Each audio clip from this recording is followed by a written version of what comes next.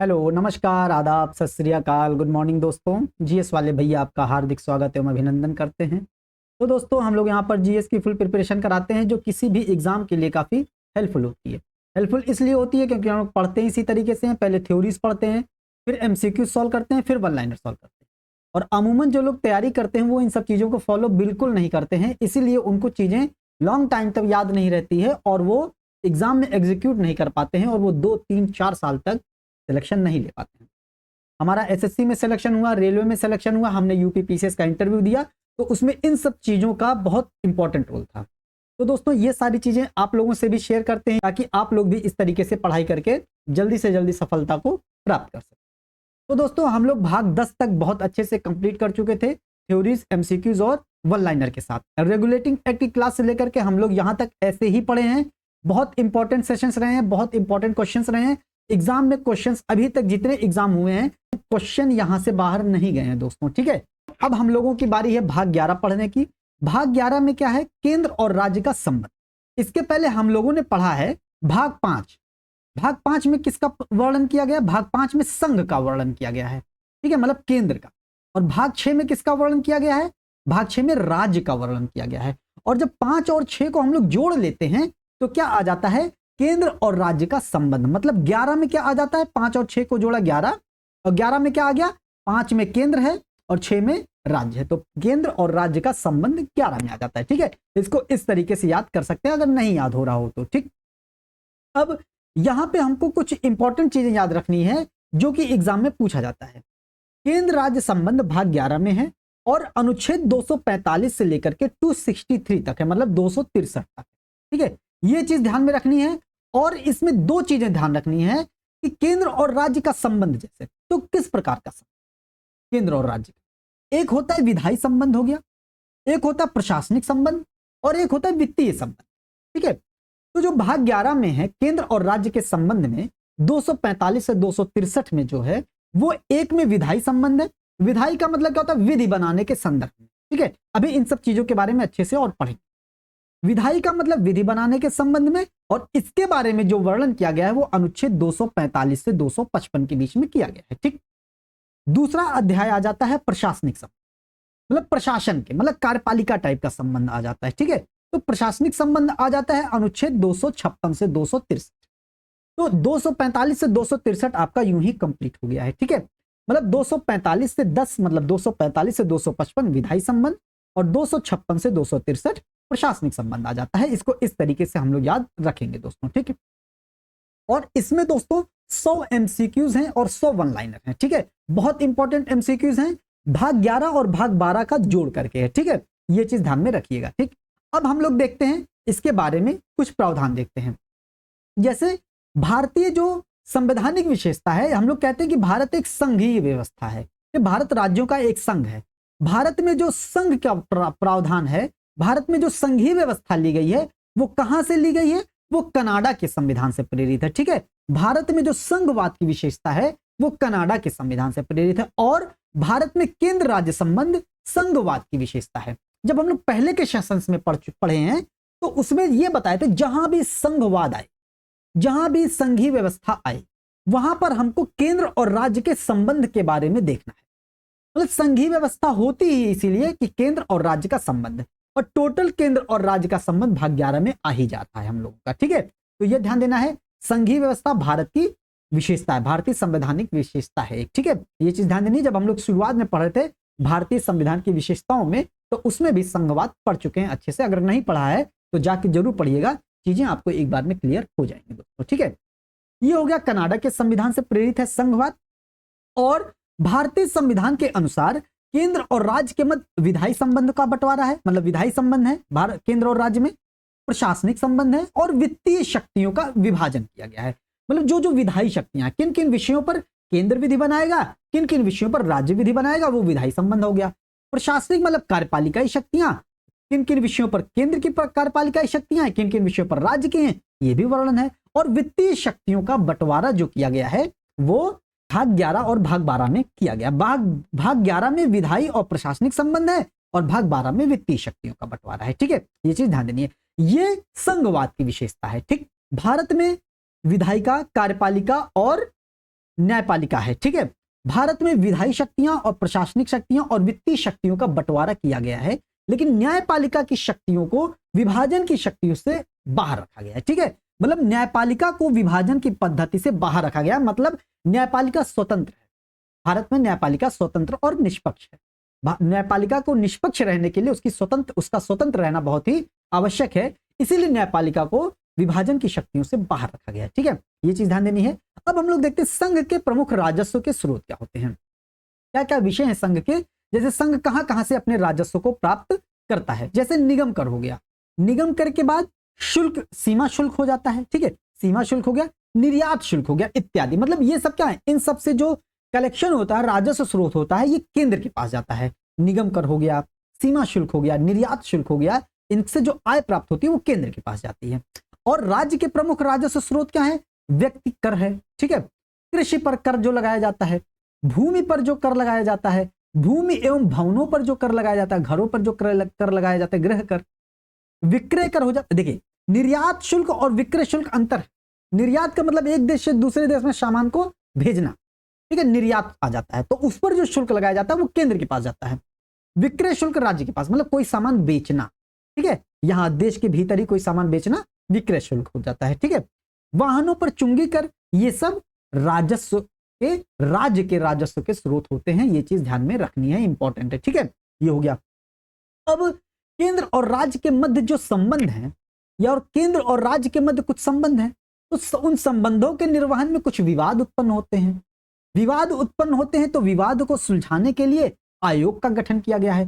5 आयोग मुख्य रूप से गठित किए गए हैं। ये 5 आयोग आपको पता होने चाहिए दोस्तों। ठीक है, ये 5 आयोग कौन कौन से हैं। प्रशासनिक सुधार आयोग, ये प्रशासनिक सुधार आयोग मतलब प्रथम प्रशासनिक सुधार आयोग 1966 में आया था। क्रम भी पूछा जा सकता है इसमें, ठीक है, ध्यान रखिएगा। राजमन्नार आयोग 1969 में आया था, इंपॉर्टेंट है। मतलब प्रथम प्रशासनिक सुधार आयोग 1966 में, 6 का उल्टा कर दिए 9 आ गया, 9 में मन्नार है, राजमन्नार आयोग। ठीक है, मन्नार की खाड़ी मत चले जाइएगा, ठीक है, मन्नार की खाड़ी, राजमन्नार आयोग। तीसरा है 70 भगवान सहाय समिति, मतलब भगवान सहाय समिति की स्थापना या गठन 1970 में हुआ था।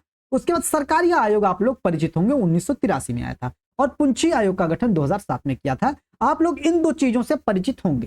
ठीक है, इन तीनों चीजों से परिचित होने की आवश्यकता है आप लोगों को। ठीक है, ये चीज ध्यान में रखिएगा। ठीक, तो 5 आयोग मुख्यतः याद रखने, कौन कौन से।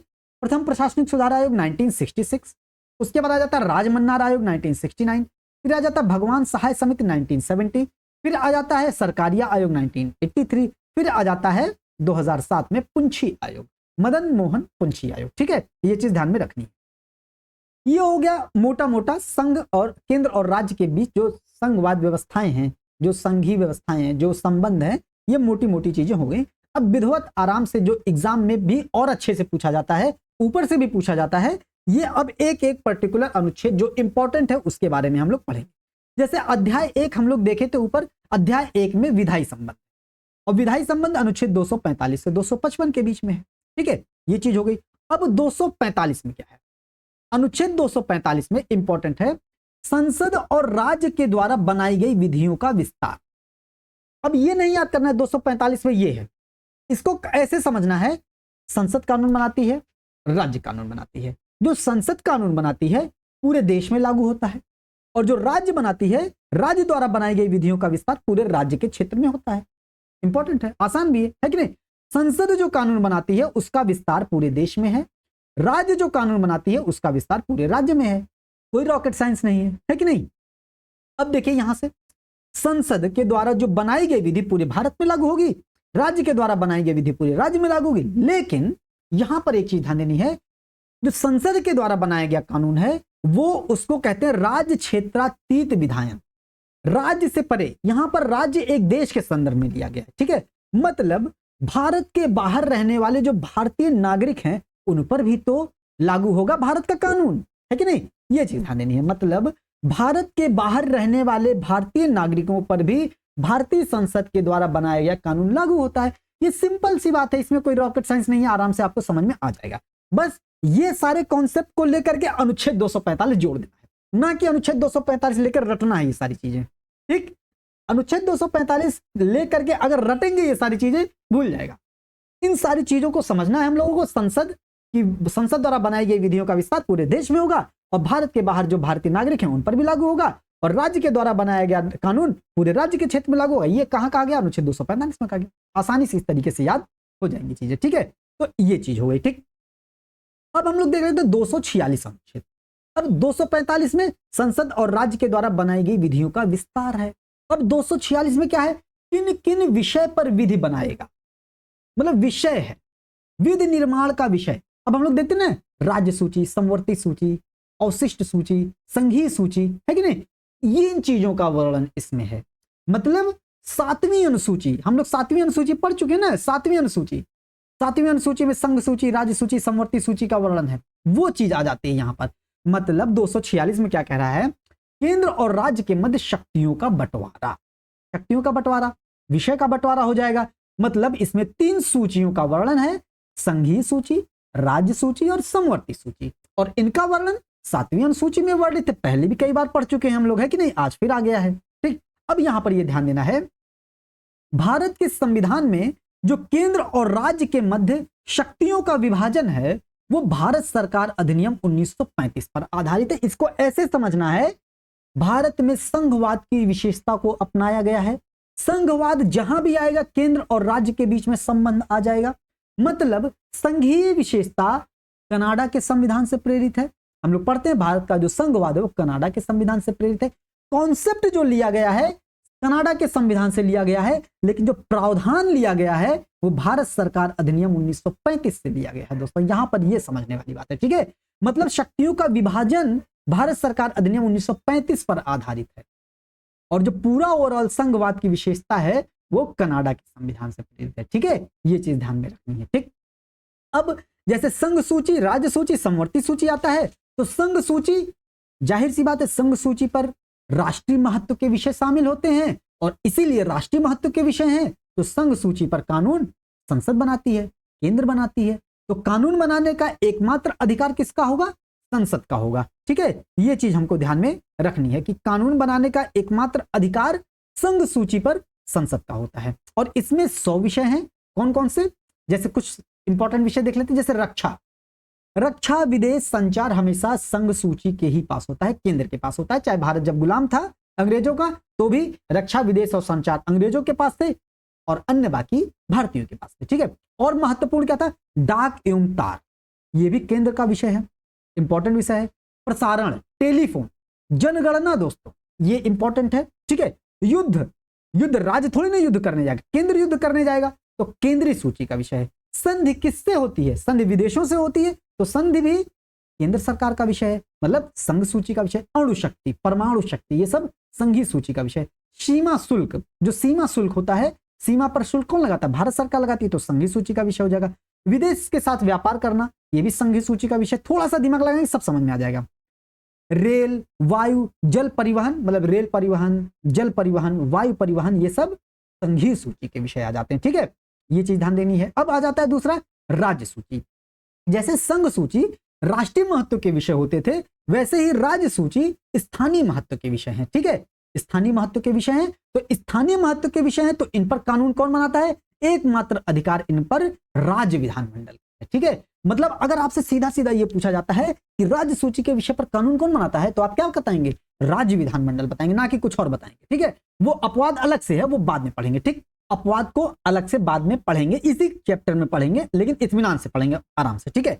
अब राज्य सूची के विषय पर स्थानीय महत्व का विषय होता है, कानून राज्य बनाती है, तो देख लेते हैं कौन कौन से। जैसे पुलिस राज्य सूची का विषय, UP police, MP police, Bihar police, Maharashtra police, है कि नहीं, ये सब हम लोग देखते हैं, तो पुलिस राज्य सूची का विषय। जब पुलिस राज्य सूची का विषय है तो कारागार भी राज्य सूची का विषय हो जाएगा, है कि नहीं। अब कृषि भी राज्य सूची का विषय, क्योंकि कृषि देखिए हर राज्य की भूमि अलग अलग प्रकार की होती है, ठीक है, तो कृषि भी राज्य सूची का विषय। भू राजस्व भी राज्य सूची का विषय। लोक सेवा आयोग, जैसे उत्तर प्रदेश लोक सेवा आयोग, बिहार लोक सेवा आयोग, उत्तराखंड लोक सेवा आयोग, मध्य प्रदेश लोक सेवा आयोग, राजस्थान लोक सेवा आयोग, है कि नहीं, तो लोक सेवा आयोग भी राज्य सूची का विषय है। इसी प्रकार से लोक व्यवस्था, लोक स्वास्थ्य, ये सब राज्य सूची के विषय। स्थानीय शासन तो राज्य सूची का विषय है, हम लोग पंचायती राज व्यवस्था में पढ़ चुके हैं, नगर पालिका में पढ़ चुके हैं, भाग 9 का भाग 9 में पढ़ चुके हैं, ठीक है, ये सब चीजें। नहीं पढ़े तो जाके जरूर पढ़िएगा, सारा कॉन्सेप्ट एक बार में क्लियर हो जाएगा। ज्यादा हाई फाई चीजों के चक्कर में मत पढ़िए दोस्तों, ठीक है, कि बहुत अच्छे अच्छे लोग पढ़ा रहे हैं वहां, बहुत सुंदर सुंदर चेहरे पढ़ा रहे हैं वहां, तो उन सब चक्करों में मत पढ़िएगा, ठीक है, वहां पर केवल और केवल नुकसान ही होगा आपका। ठीक, ये चीज देखिए। अब देखते हैं सिंचाई, जब देखिए कृषि राज्य सूची का विषय है तो सिंचाई भी राज्य सूची का विषय है। क्रय करना, कुछ खरीदना कुछ बेचना, राज्य सूची का विषय हो गया। आयात और निर्यात संघ सूची का विषय होगा, लेकिन कुछ खरीदना बेचना राज्य सूची का विषय होगा। ऊपर अभी एक्सप्लेनेशन में हम लोग इसका थोड़ा सा देख चुके हैं, ठीक है। ये चीज हो गई राज्य सूची का विषय। अमूमन राज्य सूची के विषय पर कानून कौन बनाता है? राज्य सरकार बनाती है, लेकिन परंतु कुछ विशेष परिस्थितियों में संसद भी कानून बना सकती है, लेकिन कुछ विशेष परिस्थिति। अगर आपसे क्वेश्चन पूछा जाता है कि राज्य सूची के विषय पर कानून कौन बनाता है, तो आप सीधा राज्य बोलेंगे, लेकिन अगर उसमें कुछ विशेष परिस्थितियां दे देता है तो संसद। जैसे अनुच्छेद 249 क्या है, ये सब चीजें आगे पढ़ेंगे, ठीक है। अनुच्छेद 249, अनुच्छेद 250, अनुच्छेद 252, अनुच्छेद 253, अनुच्छेद 356। 356 आप लोगों को पता होगा, राष्ट्रपति शासन है कि नहीं, ये चीजें तो आपको पता होंगी। लेकिन 249, 250, 252, 253 क्या होता है, अगली क्लास में बहुत डिटेल से इसको पढ़ेंगे और एग्जाम में क्वेश्चन पूछा जाता है इससे। ये मत सोचेगा कि हल्के में सब चीजें, एक एक लाइन इसकी इंपॉर्टेंट है दोस्तों, और पूछा जाता है क्वेश्चन इसमें से, ठीक है। ये मत सोचेगा बहुत डीप पढ़ाई हो रही है, आप चाहे जिस चीज की भी तैयारी करते हैं पढ़ना इतना ही पड़ेगा आपको, ठीक है, ये चीज समझिएगा। इस गलत फहमी में मत रहिएगा कि बहुत डीप है ये। अब देखिए संघ सूची, राज्य सूची, समवर्ती सूची आ जाता है, ठीक है। समवर्ती सूची आ जाता है। समवर्ती सूची में संसद और राज्य विधानमंडल दोनों को कानून बनाने का अधिकार है। संघ में केवल संघ कानून बनाएगा, राज्य में केवल राज्य का कानून बनाएगा, विशेष परिस्थितियों को छोड़कर। समवर्ती सूची में दोनों कानून बनाते हैं, लेकिन यदि संसद और राज्य विधानमंडल में कानून बनाने के संबंध में कोई विवाद उत्पन्न होता है तो संसद द्वारा बनाया गया कानून मान्य होगा। मतलब कोई ऐसा विषय है समवर्ती सूची का विषय, जैसे शिक्षा, 52 विषय, शिक्षा, वन, जनसंख्या नियंत्रण, परिवार नियोजन, बाट एवं माप, जानवर तथा पक्षियों की सुरक्षा, राष्ट्रीय जलमार्ग, समाचार पत्र, कारखाना, आर्थिक सामाजिक योजना, ठीक है। ऊपर पढ़े थे रेल मार्ग, वायु मार्ग, जल मार्ग, वो राज्य केंद्र सूची का विषय था, लेकिन राष्ट्रीय जल मार्ग दोस्तों ध्यान दीजिएगा समवर्ती सूची का विषय है, ठीक है। अब यहां से देखिए शिक्षा, वन, बाट एवं माप, जानवरों तथा पक्षियों की सुरक्षा, ये 42वें संविधान संशोधन 1976 के द्वारा समवर्ती सूची में शामिल कर दिया गया। इसके पहले ये राज्य सूची थे, ठीक है, ये चीज ध्यान में रखनी है। अब इन सब विषयों पर समवर्ती सूची का विषय है, केंद्र भी कानून बनाएगा, राज्य भी कानून बनाएगा, लेकिन अगर क्लैश हो जाता है दोनों के कानून में तो जो केंद्र कानून बनाता है वो मान्य होगा दोस्तों, ठीक है। राज्य वाला कानून शून्य हो जाएगा, ठीक, ये चीज ध्यान में रखनी है, ठीक है। ये हो गया समवर्ती सूची। अब हम लोग देख लेते हैं अनुच्छेद 246 का, ये भी इंपॉर्टेंट। 246 में विधियों का विस्तार है, समवर्ती सूची, राज्य सूची, संघ सूची, ये सब है। अब आप लोगों को समझ में आ रहा होगा, एक तो अवशिष्ट विषय होते थे, है कि नहीं, जो तीनों में ना हो, वो अनुच्छेद 248 में, अभी बाद में हम लोग पढ़ेंगे उसको, ठीक है।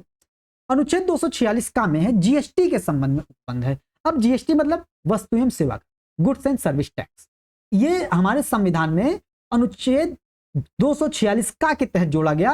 कब जोड़ा गया? 101वां संविधान संशोधन 2016 के तहत इसको स्थापित किया गया, और इसके संबंध में संसद और राज्य विधानमंडल को विधि बनाने का अधिकार है। और ये वाली लाइन जो दोस्तों अभी जो 16 जून को आईएएस का एग्जाम हुआ था उसमें ये लाइन था, परंतु अंतरराज्यीय व्यापार की स्थिति संसद बनाएगी। अंतरराज्यीय व्यापार की स्थिति में जो कानून होगा वो संसद बनाएगी दोस्तों, ठीक है। ये ऐसा नहीं केवल आईएएस का टॉपिक था, ये हर एग्जाम में पूछा जाएगा। ये आईएएस में इतना सरल पूछ लिया गया था दोस्तों, ठीक है। और ऐसा नहीं है कि ये हमने अभी आईएएस का देख करके इसका अपने पीडीएफ में ऐड किया, पहले ही बन गया था, ठीक है, ये चीज ध्यान दीजिएगा। तो ये होगा 246 का के संबंध में, जीएसटी के संबंध में। अब हम लोग देख लेते हैं, अभी अवशिष्ट शक्तियां देखे थे, 248 है, अनुच्छेद 248 में अवशिष्ट शक्तियां हैं। अब अवशिष्ट शक्तियां होती क्या हैं? मतलब ऐसे विषय जो ना तो संघ सूची में हो, ना ही राज्य सूची में हो, ना ही समवर्ती सूची में हो, तो ऐसे विषय अवशिष्ट विषय होते हैं, मतलब बचे खुचे विषय होते हैं। वो किसके पास आ जाते हैं? वो केंद्र के पास आ जाते हैं। तो जब वो केंद्र के पास आ जाते हैं तो उनके संबंध में कानून बनाने की शक्ति किसके पास हो जाती है? संसद के पास आ जाती है। जैसे मान लीजिए जब नए विषय कोई उत्पन्न हो जाते हैं, जैसे साइबर स्पेस का विषय नया विषय है कि नहीं, एआई टेक्नोलॉजी है कि नहीं, artificial intelligence, chat GPT, robotics, ये सब नए विषय हैं। तो इन सब के विषय में कानून कौन बनाएगा? केंद्र बनाएगी, ठीक है, जो किसी सूची में नहीं शामिल है, राज्य सूची में नहीं, ना संघ सूची में, ना समवर्ती सूची में। तो ऐसे विषय में कानून राज्य नहीं बनाती है, ऐसे विषय में कानून संघ बनाती है। इंपॉर्टेंट, ध्यान देना है। तो दोस्तों ये ध्यान देना है, अनुच्छेद 245 में क्या था, एक बार रिवाइज कर लेते हैं। अनुच्छेद 245 में संघ और राज्य के द्वारा बनाई गई विधियों का विस्तार है कि नहीं, मतलब संसद जो कानून बनाएगी वो पूरे देश में लागू होगा और देश के बाहर जो भारतीय नागरिक हैं उन पर भी लागू होगा, और राज्य जो कानून बनाएगी वो राज्य क्षेत्र के भीतर लागू होगा। 246 में क्या था, विषय थे, मतलब संघ सूची, राज्य सूची, समवर्ती सूची थे। 246 का में क्या था, जीएसटी का प्रावधान किया गया, ठीक है, और 248 में अवशिष्ट है, ठीक है। तो दोस्तों इस तरीके से आज का सेशन बहुत इंपॉर्टेंट था, इसको बार बार रिवाइज करिएगा, कुछ अलग मिले तो नोट जरूर कीजिएगा दोस्तों, ठीक है। आप लोग ध्यान दीजिएगा इन सब चीजों का, बहुत इंपॉर्टेंट है। अगला टॉपिक हम लोगों का आएगा, कौन कौन से ऐसे राज्य सूची के विषय हैं जिन पर कानून बनाने की संसद की शक्ति निर्धारित की गई है दोस्तों, ठीक है, बहुत इंपॉर्टेंट। अभी जो 5 अनुच्छेद पढ़े थे उसके बारे में क्वेश्चन पूछा जाता है, डिटेल से पढ़ेंगे उसके बारे में, ठीक है। तो दोस्तों उम्मीद करते हैं सेशन आपको पसंद आया होगा, सेशन को लाइक कीजिएगा, शेयर कीजिएगा, सब्सक्राइब कीजिएगा। मिलते हैं अगले सेशन में। जय हिंद, जय भारत।